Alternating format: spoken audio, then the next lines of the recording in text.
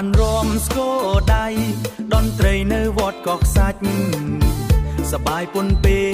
ឲ្យចិត្តបងនឹកអាឡ័យ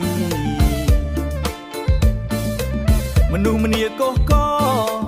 មនុស្សម្នាកោះកជួបជុំទាំងប្រុសទាំងស្រីសង្ក្រានต์ឆ្នាំថ្មីឈើឈើឈើណានាងឈើឈើណាឈើឈើឈើណានាងឈើឈើ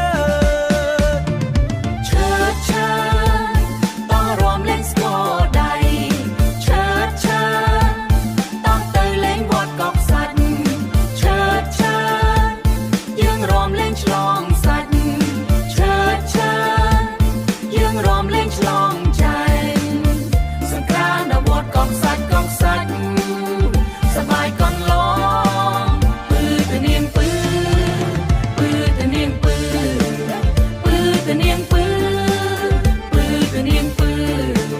ពឺតនាងពឺ